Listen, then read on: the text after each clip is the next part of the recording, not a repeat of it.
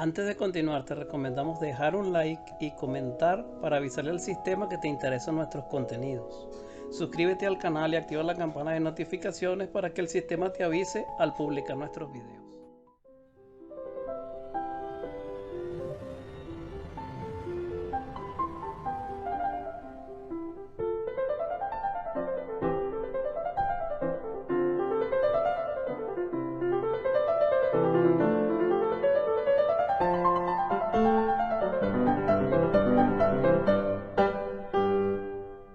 Jesús el Cristo. Capítulo 2. Preexistencia y preordinación del Cristo. Aun cuando los escritos del Antiguo Testamento abundan en promesas referentes a la realidad del advenimiento del Cristo en la carne, son menos explícitos en cuanto a su existencia antes de tomar cuerpo. Mientras los hijos de Israel vivían debajo de la ley, sin la preparación necesaria para recibir el Evangelio, el Mesías era para ellos uno que habría de nacer del linaje de Abraham y de David, facultado para librarlos de sus cargas personales y nacionales, así como para vencer a sus enemigos. El pueblo en general, si acaso era capaz de formarse un concepto, apenas percibía vagamente la realidad de la posición del Mesías como el Hijo elegido de Dios, un ser de poder y gloria preexistentes que fue con el Padre desde el principio, y aunque se concedió una revelación de la gran verdad a los profetas especialmente comisionados con las autoridades y privilegios del santo sacerdocio, estos los transmitieron al pueblo en términos de imágenes y parábolas, más bien que en palabras claras y directas.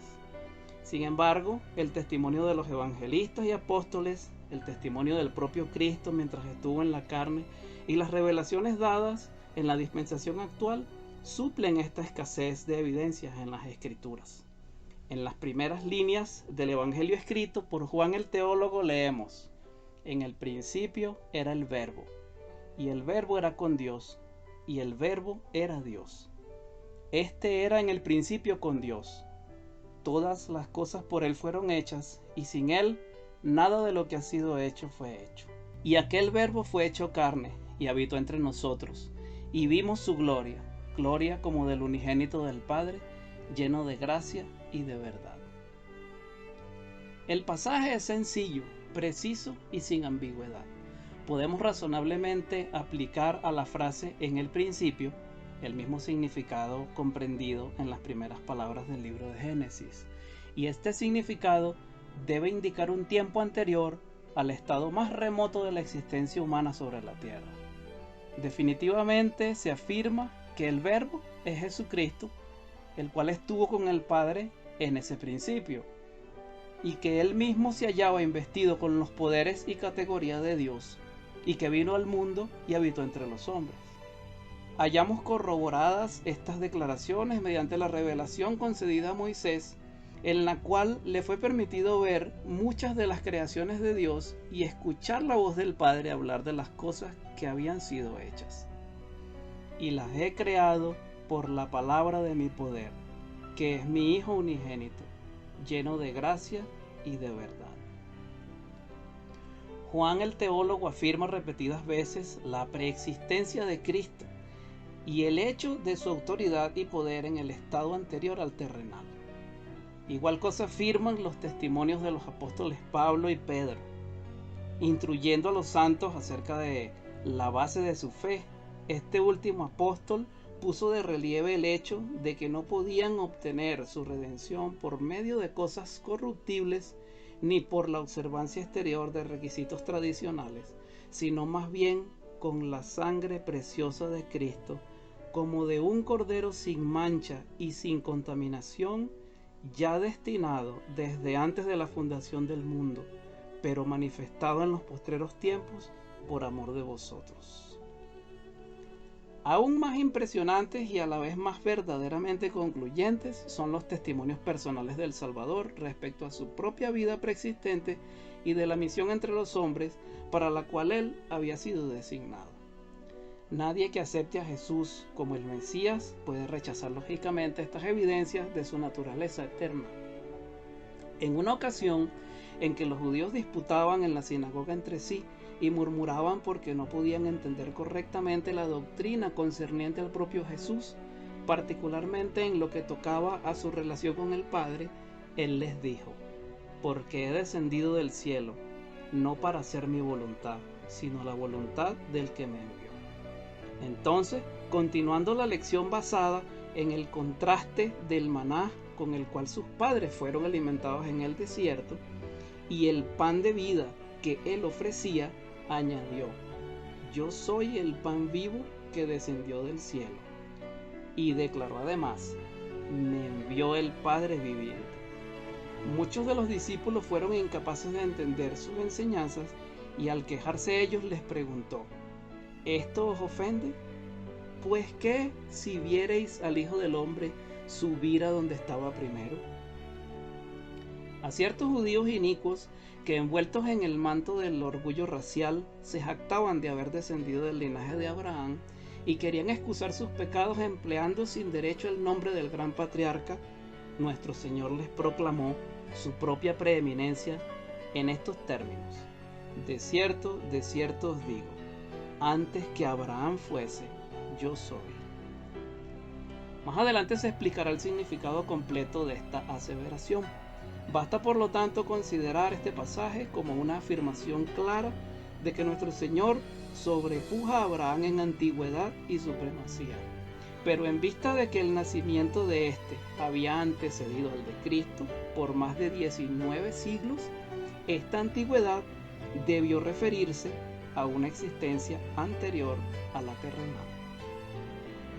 Al aproximarse la hora de su traición, en la última entrevista que tuvo con los apóstoles antes de su experiencia angustiosa en el Getsemaní, Jesús los consoló diciendo: pues el Padre mismo os ama, porque vosotros me habéis amado y habéis creído que yo salí de Dios.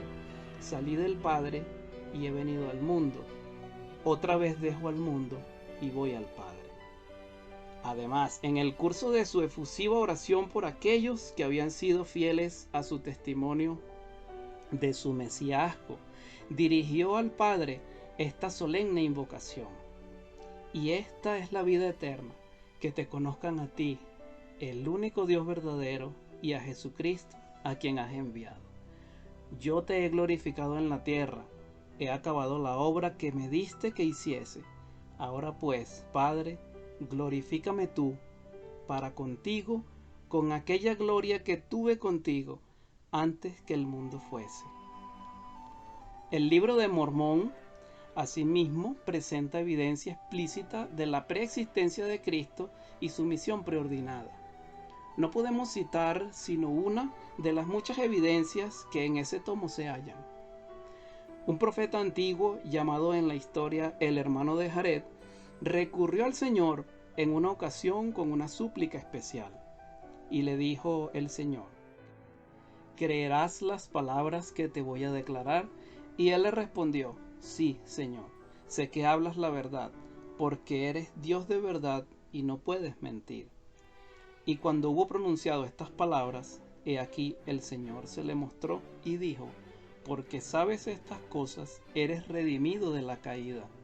Por tanto, eres traído de nuevo a mi presencia, y por esta razón me manifiesto a ti. He aquí, yo soy el que fui preparado desde la fundación del mundo para redimir a mi pueblo. He aquí, soy Jesucristo, soy el Padre y el Hijo. En mí tendrá luz eternamente todo el género humano, sí, cuantos creyeren en mi nombre, y llegarán a ser mis hijos y mis hijas. Y nunca me he mostrado a los hombres que he creado, porque jamás ha creído en mí el hombre como tú lo has hecho. ¿Ves cómo ha sido creado a mi propia imagen? Sí, en el principio todos los hombres fueron creados a mi propia imagen. He aquí, este cuerpo que ves ahora es el cuerpo de mi espíritu, y he creado al hombre a semejanza del cuerpo de mi espíritu.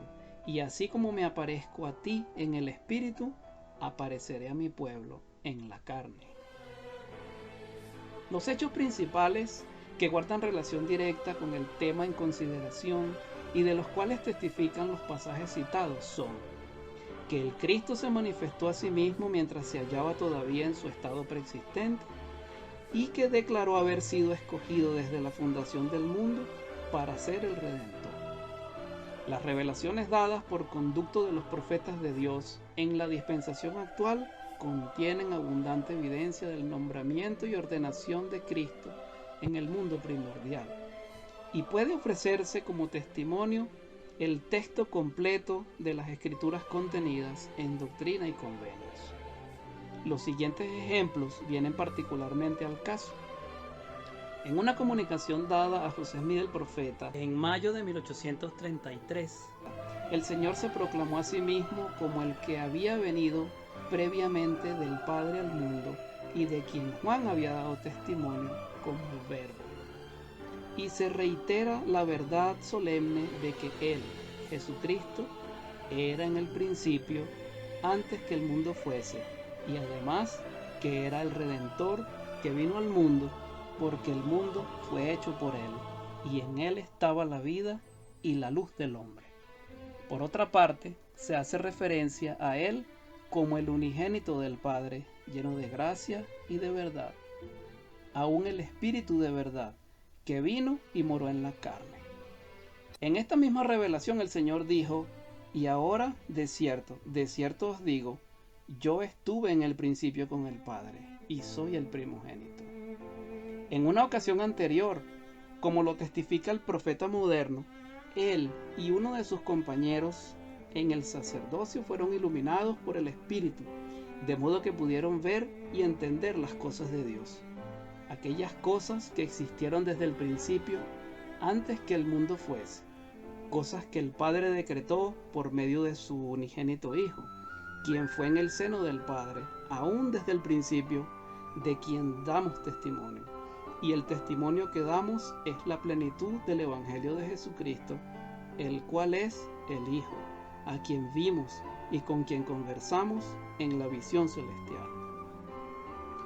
El testimonio de las Escrituras grabadas en ambos hemisferios, el de las historias antiguas así como modernas, las declaraciones inspiradas de los profetas y apóstoles, y las palabras del Señor mismo proclaman al unísono la preexistencia de Cristo y su ordenación como el Salvador y el Redentor del género humano desde el principio, sí, aún antes de la fundación del mundo.